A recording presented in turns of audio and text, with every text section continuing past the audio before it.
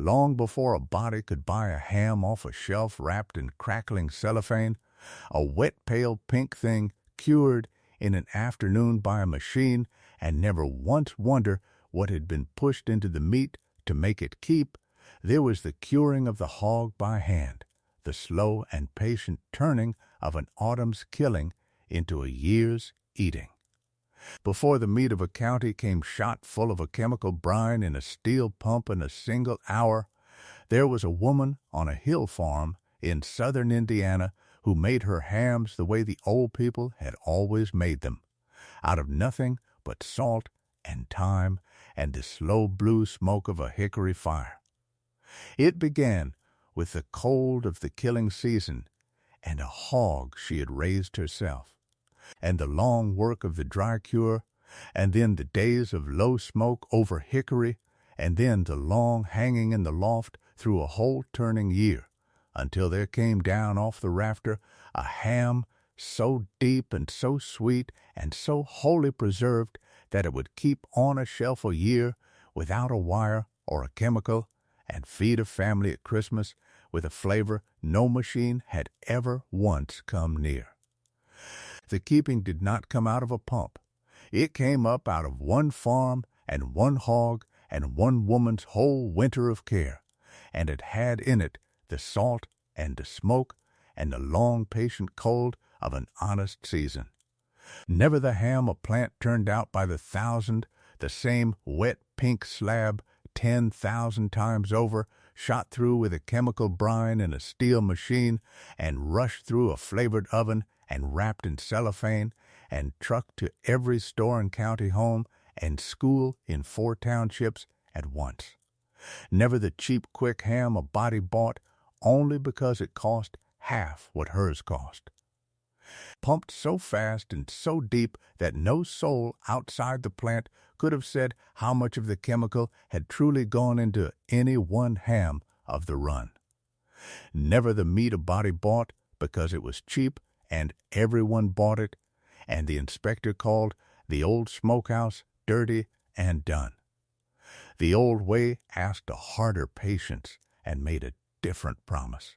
And the woman who still made her hams that old slow way, by her own hogs and her own salt and the long blue smoke of a hickory fire in the hard winter of 1973, was a widow named Saloma Wagler,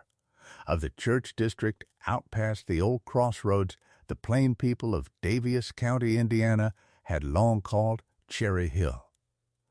where a small fieldstone smokehouse her husband had built with his own hands still held a whole craft the county had decided was a dirty and dangerous relic. Saloma Wagler was 61 years old that winter. She worked a hill farm at the end of a long lane in Daviess County, Indiana, and she was the last woman in her district who still cured and smoked her hams entirely the old way. From her own hogs, salted and smoked and aged by her own 2 hands, and the modern townsfolk had taken to saying of her, when they were sure she could not hear, that the old widow up on the hill was still curing meat in a little stone smokehouse like it was her grandmother's day, when a body could buy a ham cheaper and faster at the new plant and never lift a finger. They did not mean it kindly. Her husband Amos had taught her the curing across the long years of their marriage, and Amos had passed on in the autumn of 1966, 7 years gone now. And in those 7 years Saloma had kept every old way the two of them had kept together, not out of grief and not out of stubbornness, though the county said both freely, but because the old way was sound. And she knew it was sound the way she knew a good ham from a poor one with her eyes shut, by the smell of the smoke and the firmness of the meat under her thumb. She rose before light. She lit the lamp and went out across the dark dooryard and saw to the stock and the hogs in the cold, and then, in the curing season, she carried her lamp to the smokehouse before she did another thing, the way another woman might step first into a quiet church and stood a moment in the close, sweet dark that smelled of salt and old smoke. She knew every stone of that little house by the work of her hand and Amos's that had laid it. The fieldstone walls his own hands had mortared the first autumn they were married, gathered off the fields a stone at a time. The fire pit in the floor and the shallow bed of gray hickory ash, the rafters black and shining with 30 years of smoke, hung with the dark-aged hams and shoulders and the long slabs of bacon, and at the very peak of the roof the long iron smoke hook Amos had hammered out at the forge the first winter they were married, the iron gone black and slick as a whetstone with the smoke and the grease of 1,000 hams, and on that one hook, every single year, the first ham of the cure was hung.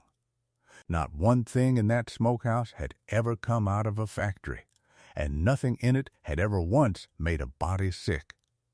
A man named Vernon Yutzy did not believe in the smokehouse. He ran the new county packing plant on the edge of the county seat, 53 years old. A brisk, hearty man in a checked sport coat and a narrow tie with a quick smile and a quicker head for what a thing cost to make and what it brought,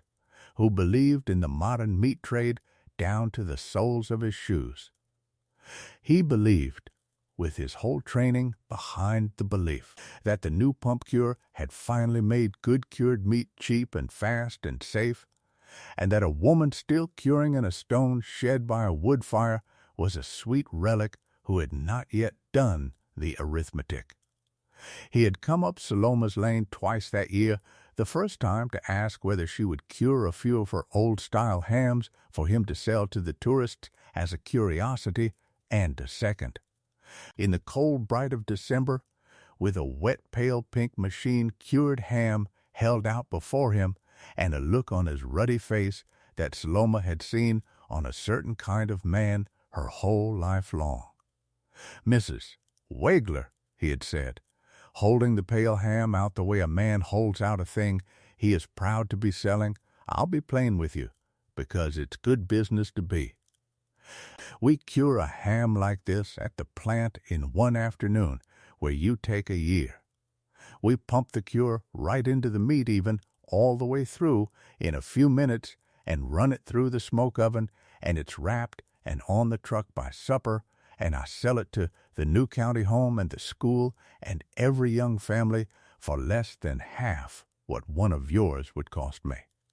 And they cannot get enough of them. I don't say it to be unkind, but you're hanging a ham a whole year to make what my machine makes before noon, and a government man himself will tell you that little stone shed of yours, with its open fire and its old meat hanging in the smoke, is exactly the kind of place the new rules were written to do away with.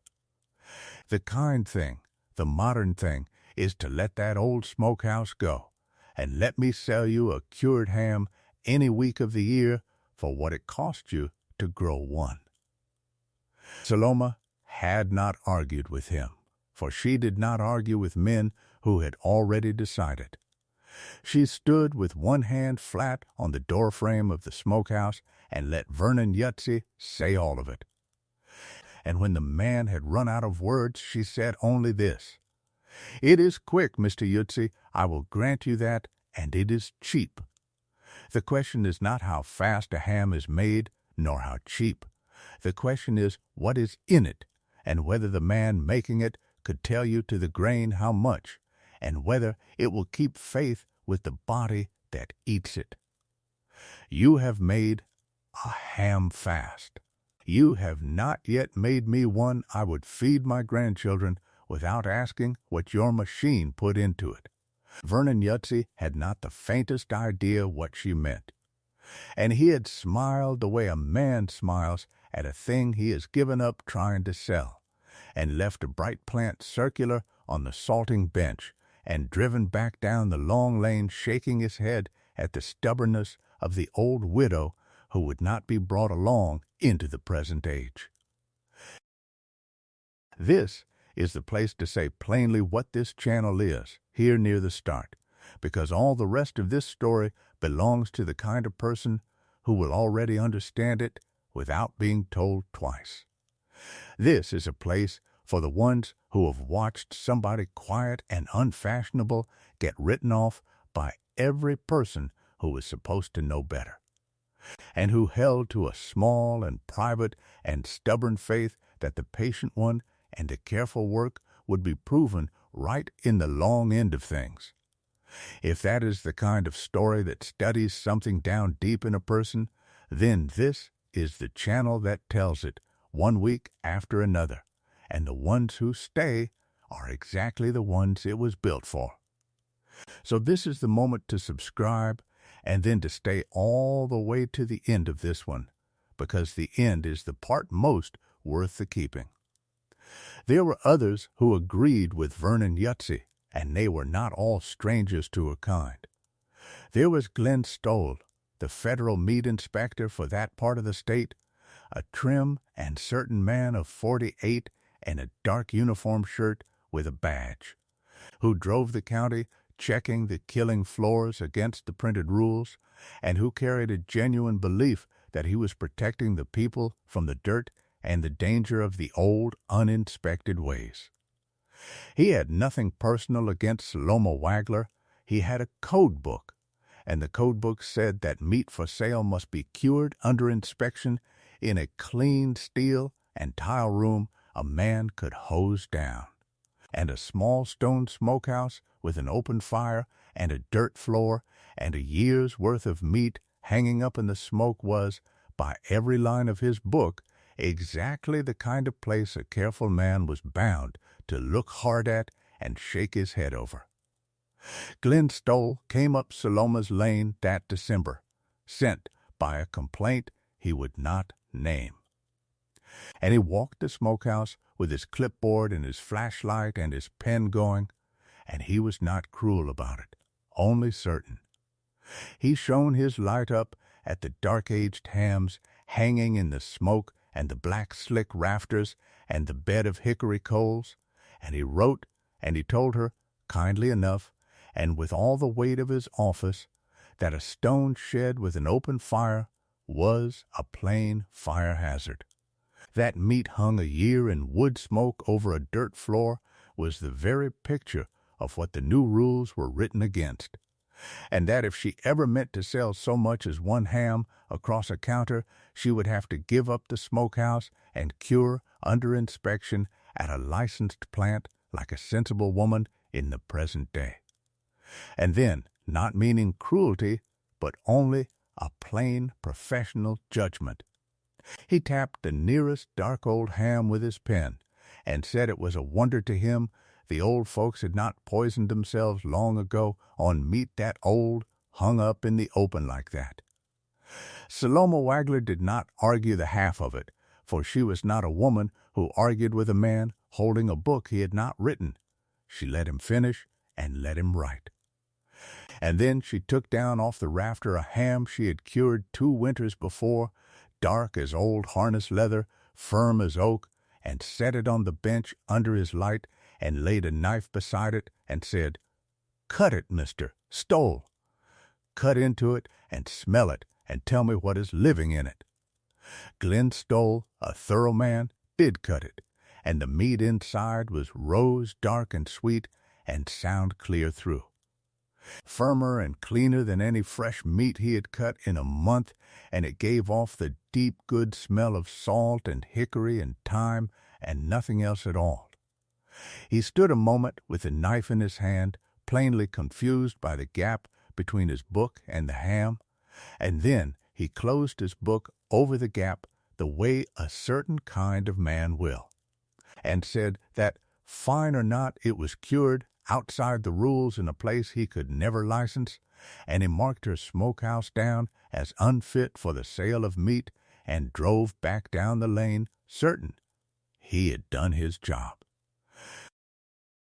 And there was Reuben Mast, raised plain down the road and gone across to a progressive church that allowed the car and the electric line, who had no patience left for the old ways he had been at such pains to leave behind. He bought his family's meat from Vernon Yutzi's plant the year it opened, by the case, and was proud to say it. And he was not content to leave old Saloma Wagler to her smokehouse in peace.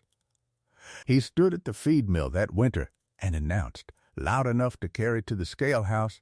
that his old neighbor up on the hill was still curing hams in a little smoke shed like it was 1890, and that it was no wonder at all. A widow alone on a hilltop, with nobody left to tell her the world had gone, and learned to cure a ham clean and quick in a proper plant without keeping a single hog. The men at the mill had laughed, some of them, and some had only studied their boots, but no one had spoken up against it. Reuben Mast was not content to leave it at the feed mill either. He came up Saloma's Lane himself in the middle of December on a Saturday when he knew the road would have eyes on it, and brought his grown son and a tone a certain kind of man saves for the women he means to set straight, whether they will it or not.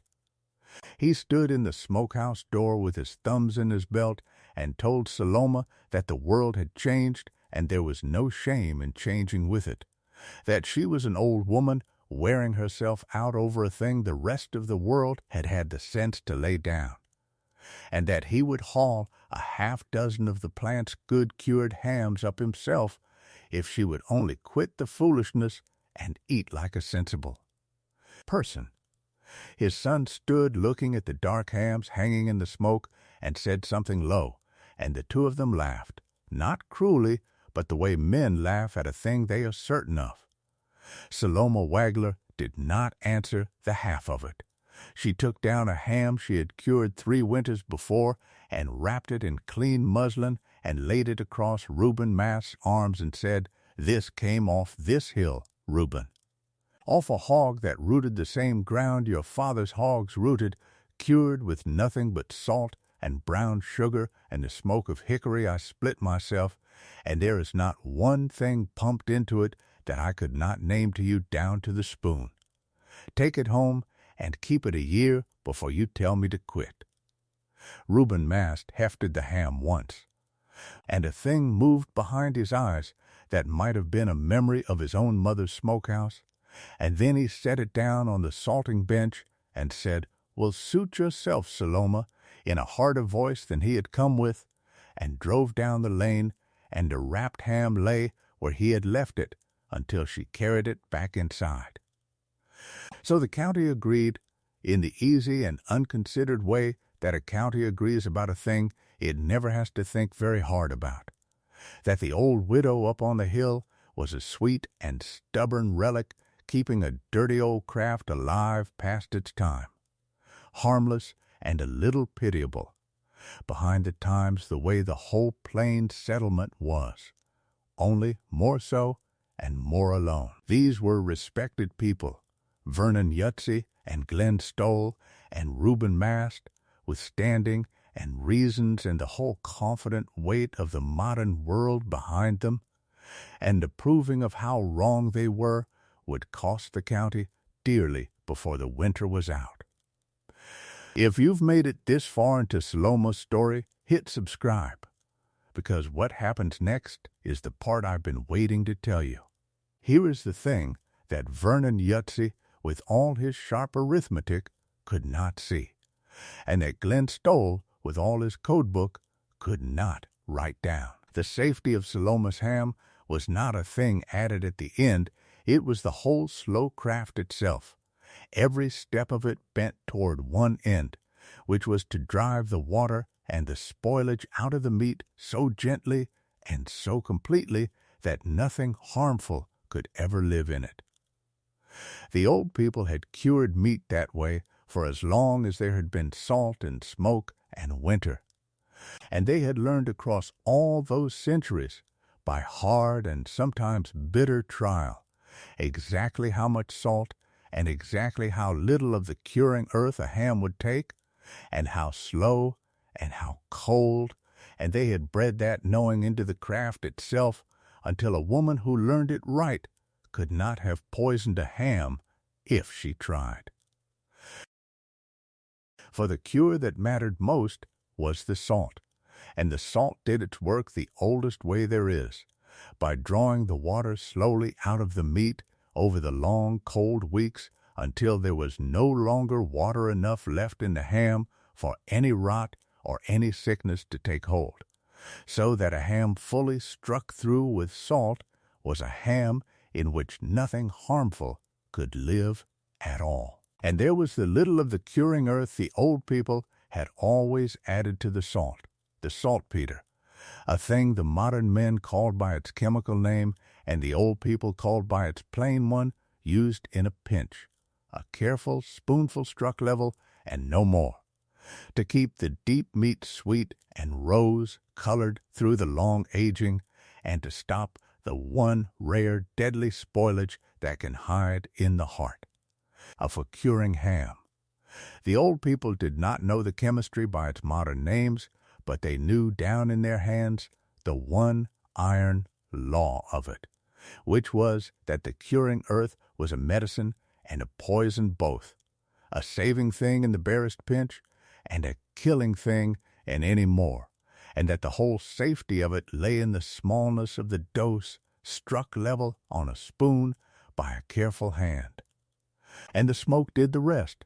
the long days of low, cool hickory smoke that Saloma laid over the salted hams, for the smoke dried the outside of the ham to a tough, dark rind the air could not get through, and laid down in the meat the old natural keeping that has guarded smoked meat since the first fire, so that between the salt that took the water and the smoke that sealed the rind and the long cold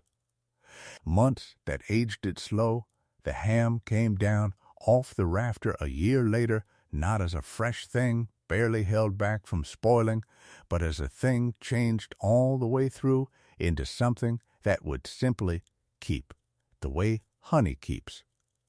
The whole craft was patience, and the patience was the safety, and there was no machine on earth that could put the patience back in once it had been left out. And the plant's fast pump cure was the exact and entire opposite, in the one way that mattered most and that no circular ever mentioned. The plant did not draw the water out of the meat over weeks. It had no weeks. It shot a brine straight into the raw, cold meat through a forest of hollow needles, the curing chemical and salt and water driven deep into the muscle in a few minutes under pressure, so that a ham that nature took a year to strike through was struck through before the dinner whistle, the chemical placed in the deep heart of the meat at once, all of it. The whole deadly difference was that the old way could not put in too much of the curing earth if a body tried, for the hand rubbed only the surface and the salt drew only slow, while the fast way mixed the curing earth by the barrel into its brine and drove the full measure to the heart of every ham at once, on the word of a gauge and a mixing man, so that the day a careless hand mixed the brine too strong, or a gauge stuck, or a tired man poured by eye instead of by scale, the machine would drive that overdose straight into the heart of a whole run of hams and send them out by the truckload wearing the same clean wrapper as the good. The slow way failed safe, a ham at a time, where a body could catch it. The fast way, when it failed a whole county at once and hid it under cellophane. Saloma Wagler knew the danger of the curing earth the way she knew the back of her own hand. She kept her little of it locked in a tin on a high shelf and measured it level on a worn pewter spoon and never once in 40 years guessed at it, because Amos had taught her that the curing earth was the one thing in the whole craft that did not forgive a careless hand, that a pinch saved the meat and a spoonful too much could lay a family low. She had heard that winter that the new plant pumped its cure to the center by the barrel and the gauge, and the hearing of it had sat cold in her stomach, for she knew that a thing that powerful placed that deep and that fast was safe only exactly so long as no one ever once got the measure wrong, and that in this world someone, sooner or later, always gets the measure wrong. To understand why Saloma would not be moved, a body has to go back to the first ham of her marriage to the autumn of 1934, when she was a young wife of 22 learning the craft at her husband's side in that same little stone smokehouse. Amos Wagler had been a meat curer the way his father and his grandfather had been before him. And across that first killing season, he taught her it all: the salting and the long cold weeks of the cure, and the tending of the slow hickory fire, and the long hanging of the aging. He had forged her the iron smoke hook himself at the forge that first winter, a long S of black iron, and he had hung the first ham of their first cure on it at the very peak of the smokehouse with his own hands, and showed her how it was always to be done. The first and best ham of the year up at the peak, where the smoke gathered sweetest. A ham is made or lost in the patience, he had told her. Cure it slow and even and cold, and it will keep a family a year and never once turn on them. And he had told her that first autumn, the thing she had held to ever since, that an honest cure done by hand was not only the finest tasting way to keep meat, but the safest. Because a craft a body could see and smell and feel at every step could put in no more of the dangerous earth than a careful spoon would hold, and it could not hide a deadly thing the way a closed machine could. The young wife had thought, that first winter, with a young woman's impatience on her, that the curing was a great deal of slow cold work over a thing a body could nearly buy already cured in the towns, and she had been young enough to say so out loud. And Amos, who never wasted many words, had set down the salt and said, "Then the year will come, Saloma, when the quick, cheap way fails the whole county at once, the way the slow, careful way never can, and on that day the only meat a body can trust to feed a sick child or an old man will be the meat cured slow by a hand that could see every grain of what went into it, and I would have it be ours."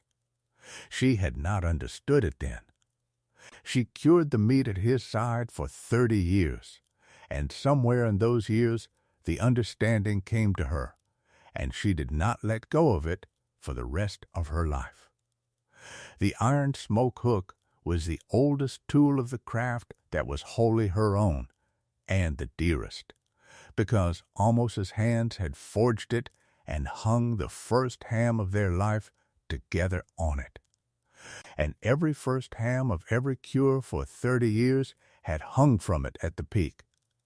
And when Amos died in that autumn of 1966, with the year's hogs already killed and the meat waiting cold to be cured, Saloma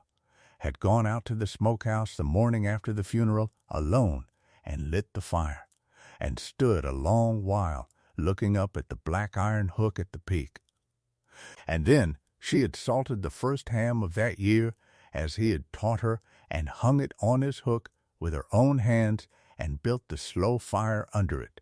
and had not let the smokehouse go cold a single season since. Every winter since, she had cured the hams a little stiffer each season, her hands aching a little longer into the cold, and hung the first one always on Amos's iron, and brought them down sweet and sound a year later. On the hardest mornings of that hard winter, when the talk of the whole county seemed to press in at the smokehouse door, she would reach up and lay her hand flat on the black slick iron of the hook at the peak, worn smooth by 30 years of her hand and his, and she would touch it the way another might touch a photograph of the dead. To understand how a ham of that kind was truly made, a body has to follow it through the whole making of it, because the making was never the one quick afternoon the county imagined. It was the better part of a year, and it began in the cold of the late fall with the hogs. Saloma kept a few quiet hogs she had raised herself on clean feed and clean straw. And the killing came on a hard, cold morning in the late fall, for the old people knew that meat must be cured in the cold or it will spoil before the salt can strike, and the neighbor men came to help as they had always come. And the work was done quick and clean and reverent in the way of people who have killed for food their whole lives and waste nothing and make light of nothing. The hams and shoulders were trimmed and left to chill hard overnight in the cold meat house, for warm meat will not take a cure right, and only when the deep heart of each ham had gone cold through did she begin the salting. Then came the long cure, the slow, patient heart of the whole craft. She mixed her cure in a wooden tray the way Amos had taught her, the coarse salt and the brown sugar, and struck level on the worn pewter spoon, and no more, the barest careful pinch of the curing earth, and she rubbed it into the cold meat by hand, working it into every fold and around the bone, packing the hams down in the salt in the stone-weighted boxes in the cool dark of the meat house. And there they lay through the long, cold weeks, a day and more of cure in the salt for every pound the ham weighed, while she overhauled them, taking each ham up and resalting and repacking it every week or so. So the cure struck slow and even all the way to the bone, the water drawing slowly out week upon week until the meat went firm and the cure had struck clear through. A ham pulled from the salt too soon would carry a raw, sweet heart that could spoil, and Amos had taught her that the salt cures on its own time and not on the curer's, and she had never once pulled a ham early in 40 years. Then, when the long cure was struck through at last, she washed the salt from the hams and soaked them and hung them to dry. And then came the smoking, the part that filled the whole farm with its sweetness and that the county thought was all there was to it. She built her fire of hickory she had split herself, a low fire banked down to a bed of smoldering coals so that it threw a cool, thick smoke and never a real flame, for a hot fire would cook the meat and ruin it, and the whole art was a smoke that stayed cool. And she hung the hams from the iron hooks on the rafters in the gathering smoke, the first and best one always on Amos's iron at the peak, and she tended that low fire day and night for days on end, banking it, never letting it flare and never letting it die, rising in the dark to mend it, until the hams had taken the smoke deep and dried to a hard dark rind, the color of old leather. And then the long hanging, the aging, the hams wrapped in muslin and brown paper against the flies, and left to hang in the cool dark loft through the whole turning of a year, while the salt and the smoke and the slow months worked the deep change all the way through, until a ham cut at last a year on was rose dark to the bone and firm and sweet, and so wholly preserved that it would keep on an open shelf and never need a wire or a chemical or a worried thought. That was all the craft, begun in the cold of one fall and finished in the cold of the next, and it could not be hurried and could not be faked, and at the end of it hung one deep dark ham that had the whole year and the whole farm cured into it, and it would feed a family at 100 suppers and never once, on any Sunday of any year, turned to poison against the bodies it was meant to nourish. Down in the county seat, the modern trade did as it always did, which was to say the plant ran its line, and Vernon Yutzy sold the cured hams by the case. The cold raw hams came in off the trucks by the hundred and went on to the line, and the pump drove the brine into them, and they went through the smoke-flavored oven and came out the far end an hour later, wet and pale and pink and uniform. The same slab 10,000 times over, wrapped in crackling cellophane and trucked back out to every store in the new county home and the school across 4 townships, and Vernon Yutzy stacked them to the ceiling and sold them, proud of every sale, for they were cheap by half and quick and clean looking, and hardly a buyer ever asked the one question that mattered, which was what exactly was in the brine, and whether the man mixing it that morning had got the measure right. The county filled its cellars and its lockers with the pale pink hams season after season, and never gave a worried thought to any of it, because it had never failed them yet, and the price was right.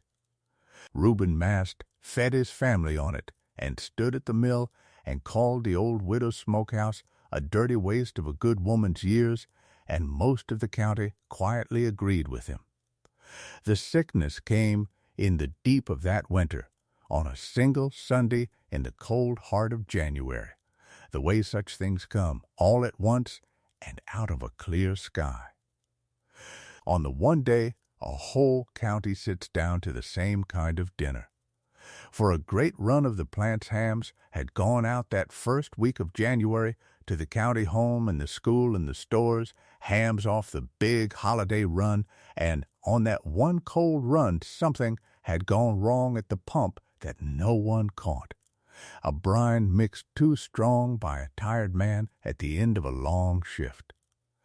The curing chemical poured by eye instead of by the scale, so that the machine had driven far too much of it deep and even into the heart of every ham in the run, and sent them all out wearing the same clean wrapper as the good. And on that Sunday, the families of the county took those hams from their cellars and set them on the table for the noon dinner. And the old folks at the county home were served theirs in the dining hall, and the whole county, in good faith, sat down together to eat. It came on within the hour, and it came on hardest in the very ones a body most wants to keep from home. The plain truth of too much of that curing chemical is that it does a cruel and particular thing in the blood. For it turns the blood from the bright red that carries breath into a dull brown that cannot, so that a body poisoned with it slowly starves of air, though it sits in a room full of it, the lips and the face gone a strange gray blue, the breath short and the heart racing, and it falls hardest and fastest on the very old and the very young, whose blood has the least to spare. By the middle of that Sunday afternoon, the doctor's telephone in the county seat was ringing without let, and then the hospitals, family after family, with the same frightened story, the table set and the ham eaten, and within the hour a grandmother gone gray in her chair, or a grown son blue about the mouth and gasping, and the little ones worst and soonest of all. Gone gray and breathless so fast it stopped a mother's heart. It was the same on every table, and that was the terror of it, the sameness, a sickness that struck a dozen houses and the county home all in the same hour with the same gray lips and the same short breath,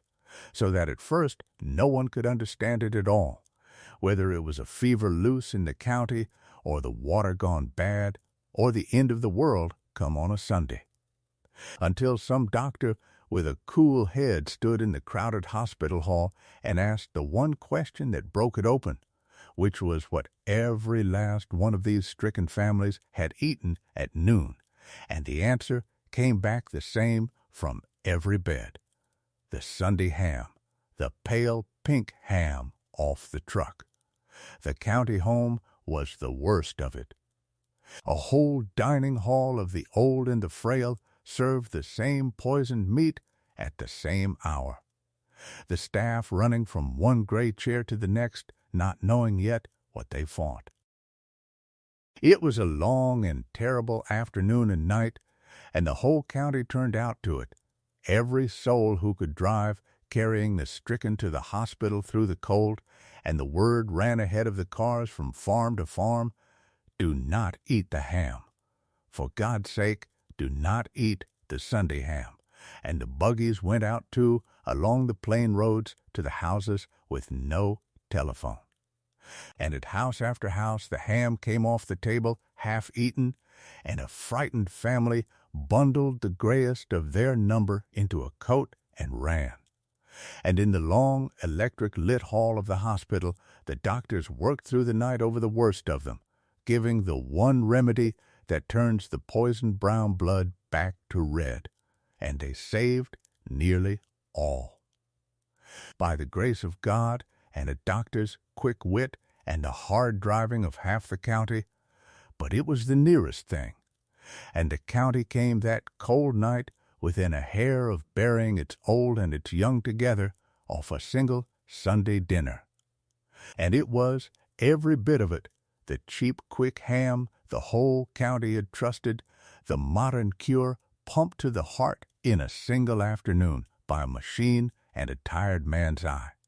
The very thing that had been called clean and safe and modern, the thing the inspector's own book had blessed and the old woman's smokehouse damned. No eye had caught it, and no nose had smelled it, because the one thing the fast, bright way had taken out of the curing of meat was exactly the slow human watching that was the whole of its safety. And yet not every table in the county had set out the plant's ham that Sunday, and that was the thing that would not be explained away after, the thing that turned a near disaster into a reckoning. Here and there across the county were the families who had not bought the cheap pink ham at all, the old plain families and a few stubborn English ones who still cured their own or bought the dark old style hams off a smokehouse up on a hill, and at those tables that Sunday the ham was sliced and eaten the same as always, dark and sweet and firm, and not one soul who ate it took the least harm. While the doctor's telephone rang itself off the wall and the hospital filled with the gray and the gasping, there sat scattered through the same county a dozen quiet tables where the old hand cured hickory ham had been served to the oldest and the youngest at the board, and had done only the one plain thing it was cured to do, which was to feed them and send them from the table well. The state and the federal men came down hard the next morning, the way they come when a county nearly buries its children, and the man who walked the bright clean floor of the plant with the gravest face of all was Glenn Stoll, the same inspector who a month before had stood in a stone smokehouse and marked it unfit. He was a thorough man, whatever else, and an honest one. And he followed the sickness back from the stricken tables to the cellars to the run that had gone out the first week of January, and from there on to the floor of the plant, and up to the pump itself, and there, in his own clean licensed plant, he found the thing he had never once thought to look for. He found a brine-mixing log with a measure crossed out and written over, a barrel of the curing chemical broached and poured from by hand, a gauge on the pump a mechanic admitted had been reading low for a month, and a tired man who finally allowed that, on the big holiday run, behind and short-handed, he had mixed the cure heavy by eye to be sure it took, because no one had ever told him how much was too much. And Glenn Stoll stood there with his clipboard gone still in his hand, and understood far too late that the very danger he had crossed a county to stamp out of the old smokehouses had been sitting the whole time at the heart of the bright, clean plant he had licensed in a barrel and a gauge and a tired man's eye. He did the thing a thorough man does, which was to test it in the cold light of a test and not the chaos of a Sunday. He took a ham from the bad run and had its heart measured for the curing chemical, and the number that came back was a killing number, many times what any ham should ever carry. And then, because something in him had not been able to forget that dark-sound ham he had cut on a salting bench a month before, he sent a man up the long lane to ask the old widow for one of her hams and had it tested the very same way. And the cure in Saloma Wagler's hand, smoked hickory ham, came back exactly as the old people would have promised, a bare trace of the curing earth and no more. struck so light and so even that the man reading the figure checked it twice, for he had never measured a cured meat so clean. He tested another of hers and then another,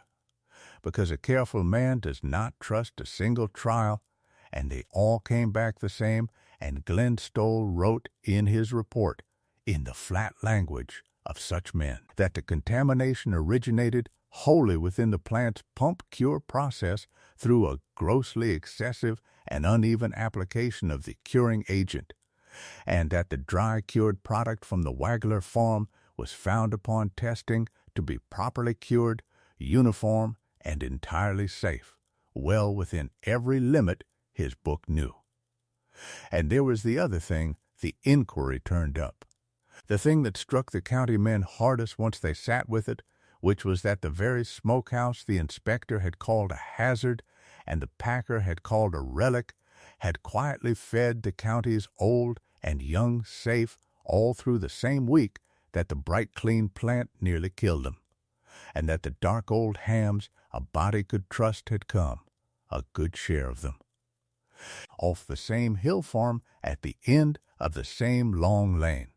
And Glenn Stoll, who was an honest man under the certainty, drove out to that hill himself in the gray week after, not to inspect a thing and not to write her up, but only to stand before her, for he had a thing to say that a man owes to say to a face. He found Saloma Wagler in the smokehouse, mending the low hickory fire under the new season's hams, and he stood in the doorway with his hat in his hands and told her plainly what he had found, that the plant's pumped cure had carried far too much of the chemical and very nearly killed the county's old and young, that her hand-cured hams had tested clean and safe, and that the place he had called a hazard and marked unfit had turned out to be the one curing in the whole county he should never have doubted. And he said the harder thing, that he had stood in that very door a month before and called her life's craft dirty and dangerous out of a book that had taught him to fear the open fire and never once to fear the closed machine, and that he had been wrong in a way that had nearly cost the county everything. Saloma Wagler heard him out and laid another stick on the fire and did not gloat, for there was no gloating in her, only a great tiredness and a deep sorrow for the fright of those families, and she said only the one thing she meant him to carry away. It was never the open fire that was the danger, Miss Stoll, nor the smoke, nor the old stone, nor the year of waiting. The danger was always the same danger it has ever been, the curing earth put in by a hand that could not see how much.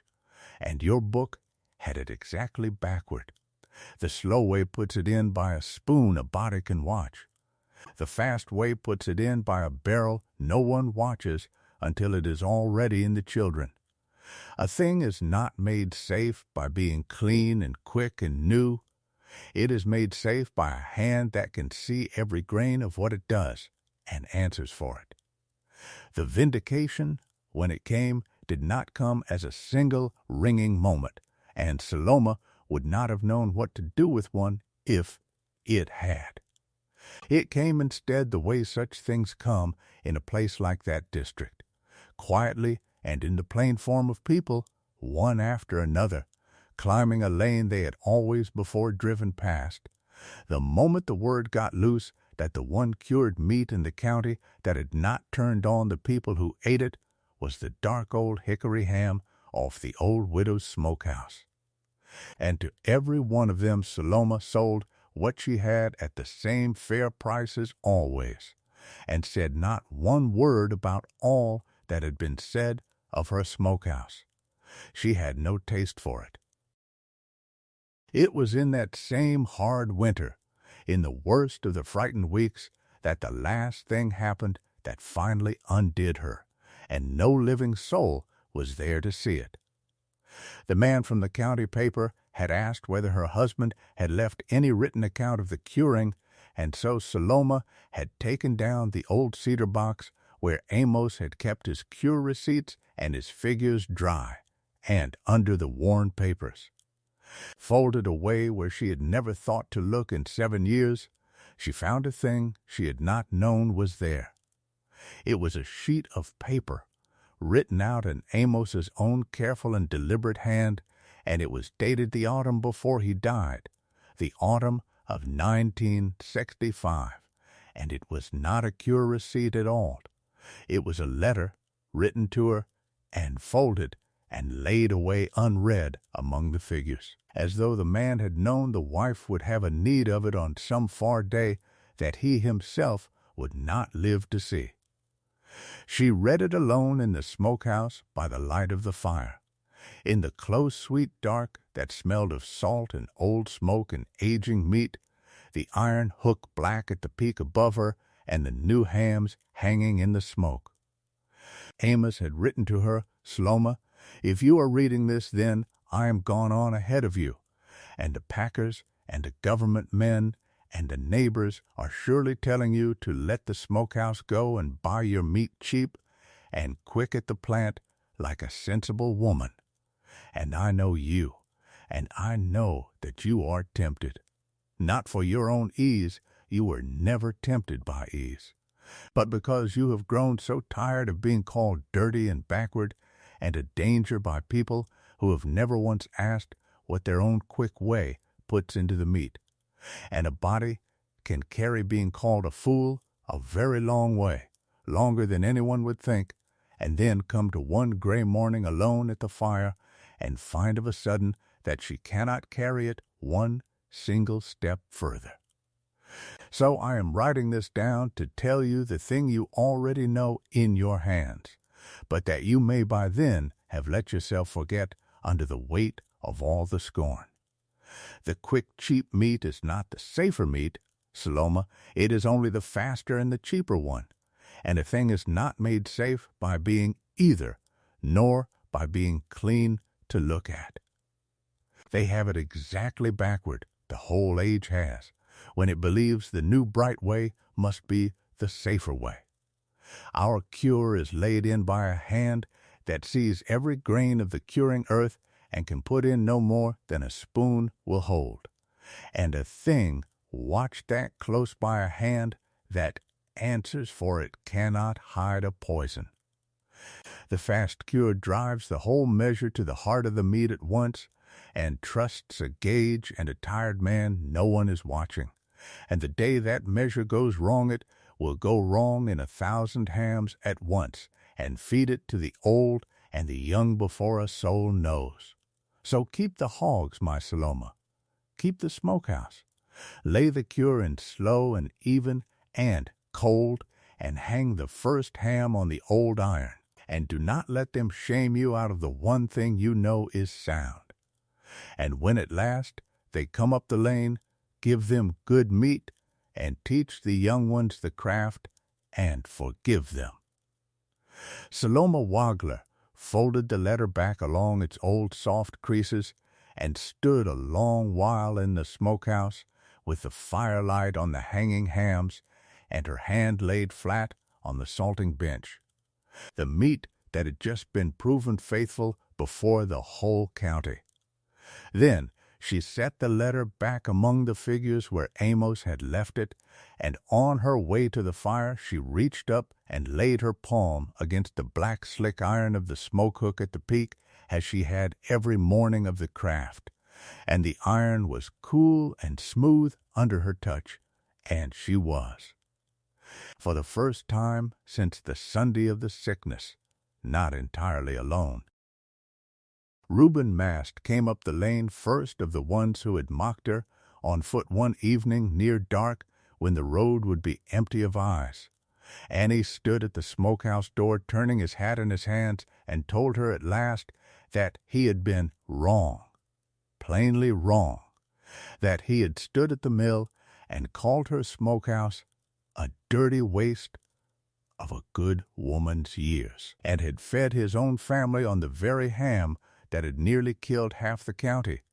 and that his own grandchild had been one of the gray-lipped ones carried to the hospital that Sunday, and had come near to not coming home,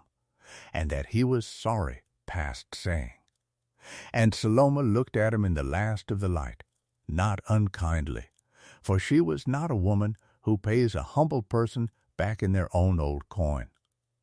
And she said only, "It is forgotten, Reuben, the smoke never hurt you. It only ever did the thing it was cured to do, whether anyone believed in it or not." And then, because she was practical to her bones, she told him that if he meant it, he could send his grandson up that next killing season, and she would teach the boy to lay a cure, for she would not be at the bench forever. And Reuben Mast said he would send the boy, and he was a quieter man going down the lane than he had come up it. It was Vernon Yutzy, though, who finally had to face her with all of it, and this is the part that matters the most, and so it has to be told exactly as it happened, with nothing softened. The packing man, the very man who had told her to her face to let her old smokehouse go, and sold the bright quick cure to the county home by the case, came up her lane in the last gray week of that winter. He had walked the dining hall of the county home where the old folk had gone gray at the tables, and sat in the hospital waiting room where the people he had sold to had lain fighting for breath, and somewhere in those gray weeks he had come to understand, far too late for any comfort in it, that he had been completely and certainly wrong about the one thing his whole living had made him most certain of, the difference between a safe cure and a dangerous one. And he had no pale ham folded over his arm this time at all. He found Saloma Wagler in the smokehouse banking the low hickory fire under the new hams, and he stood at the door in his good check coat with his hat in his hands, looking up at the dark hams hanging sound in the smoke, and Saloma looked up at him from the fire, not unkindly, and she spoke before he could find his words. "You have come about the hams," she said. He said yes. He said that the inspector's tests had found his pumped cure carried a killing measure of the chemical and hers a bare, safe trace, that the meat he had sold the county had very nearly buried its old and its young, and that the families had been saved as much by the dark old hams on the stubborn tables as by anything his bright plant had ever made. And then he said the harder thing, that he had measured a ham all his life by what it cost and how fast it came off the line, and never once by whether the man making it could answer to the grain for what was in it, and that he wished now he could call every wrapper of it back, and he asked her, plainly, to forgive him. Saloma Wagler set down the fire iron and straightened slowly, one hand at the small of her back, and looked at him a long moment in the firelight. "It is forgotten, Miss Yutzy," she said. And then she laid her hand flat on a dark sound ham hanging in the smoke, and told him the one thing she meant him to carry away, without a word of reproach in it. "You sold what was cheap and quick, and called it as good as mine, and it looked as good on the easy days, and you were not lying that you knew of. But cheap and quick is a promise that keeps itself only as long as no hand slips, and one day a hand always slips, and then it turns on the bodies that trusted it, and it turns on the smallest first. I make a cure laid in slow by a hand that sees every grain, that cannot poison a child if I tried, and it costs more, and it never once turns on the body that eats it. You sold the quick thing, I make the watched one. A man may not always be able to wait a year for a ham, and that is no sin, but he can at least know which one he is feeding his children. And you sold a whole county the one and let it believe it had the other." Vernon Yutzy stood there a long time, a humbled man, and Saloma told him gently that a man is not too old to learn a thing the day he finally wants to. And from that winter on the plant, cured slower and measured by the scale, and never again let a tired man pour the curing earth by eye. And Vernon Yutzy carried her dark-hand cured hams in the front of his own store and told the plain truth to every soul who came in. They came up the lane all that hard rest of the winter, the way they had once driven past it, the English who remembered a smokehouse, and the young families who had only ever known the quick pink ham, and the plain families of 3 districts. All with the same plain need that there was a meat up on the hill a body could set before a child and an old man and never lie awake fearing it. And to every one of them Saloma sold what she had at the same fair price as always, for it would have been the easiest thing in the world to raise the price of the one safe ham in a frightened county, and she would not do it. She turned away cold the sharp men who hoped to buy her whole smokehouse out and sell it back to the frightened at a ruin, telling one such man that she would not sell a frightened county its own fear, and sent him back down the lane with his money still in his pocket. And there was the discipline of it, that she had only the one smokehouse and one pair of aging hands. And a ham sold in a hurry this winter was a winter's curing she could not give the next family in need, and so she gave first to the houses with an old one or a little one and a long memory of that gray Sunday. A man drove out to the hill that spring from a fine delicatessen house in the city, a soft-spoken buyer who knew good cured meat the way few men still did. For the story of the ham that did not poison had traveled once the papers had it, and he tasted a slice of her year-aged ham at her kitchen table and grew very quiet, and then told her plainly that it was the finest cured ham he had put in his mouth in 30 years in the trade, and that the city would pay near any price she named for every ham she could cure.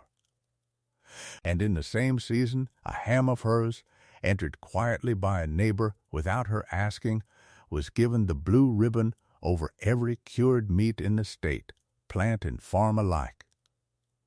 But the fame the city man offered she declined very gently, and the ribbon she let lie, for she made the hams for the feeding of her own district and the keeping of the craft, and not for the trade and not for the showing. And she would no more cure for a city than she would raise her price on the frightened. She gave the city man one ham as a gift and sent him back down the lane a friend but not a customer, and let a neighbor keep the ribbon on a nail in the harness room, where it hangs faded to this day. The smokehouse is still there.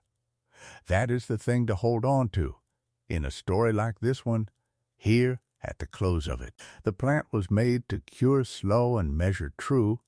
The county home was supplied again with honest meat, and the county went on with its life the way a county does. And a good many who had climbed her lane that frightened winter let the memory of the gray Sunday fade as people let such things fade.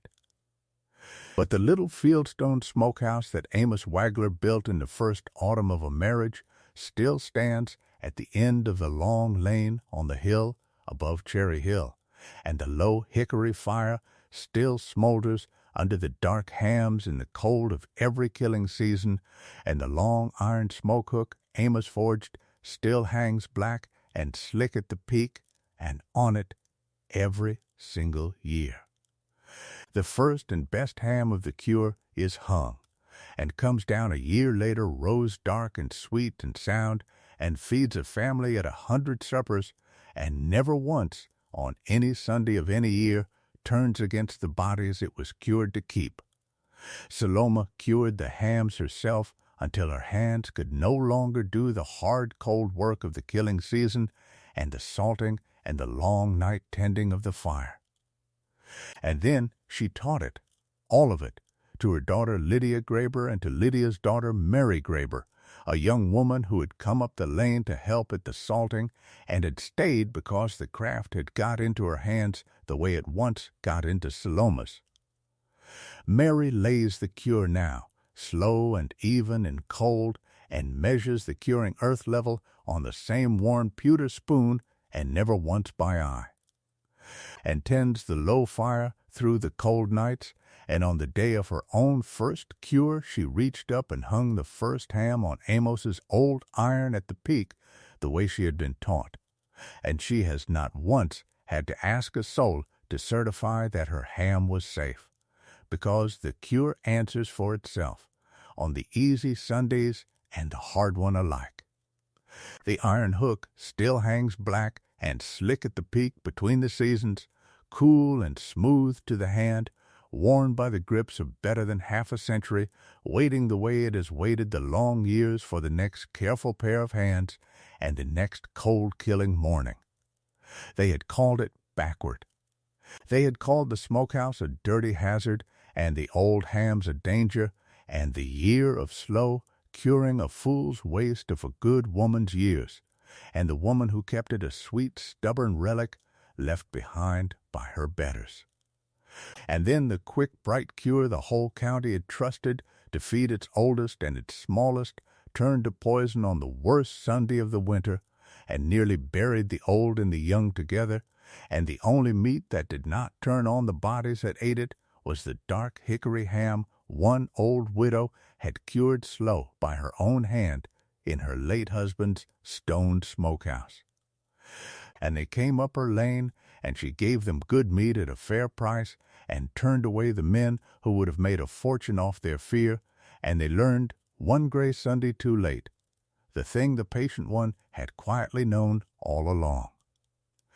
A quick thing keeps its bargain only as long as no hand ever slips. A watched thing keeps its bargain on the very day a hand does slip, and a body has nothing left to lean on but the care that was put in. Good food is not a price a body pays once at the counter and forgets. It is a thing grown slow off a clean farm and laid in by a hand that can see every grain of what it does, carried faithful through every easy Sunday against the one hard one that always comes at last to ask of a thing what it was truly made of. So here is the question to carry out of it. If the whole county had called your one quiet certainty a dirty and backward thing, and the quick new way were right there on the shelf for half the money, with every respected man in the county and the government's own inspectors swearing it was cleaner and safer, would you have let the smokehouse go cold at last, just to be finally done with all the scorn? Or would you have kept on raising the hogs and laying the cure slow and tending the low fire through the cold nights, on nothing but the faith that the work of your own hands would keep faith with the people who trusted it, and waited out all the easy winters for the one bitter Sunday that would prove it?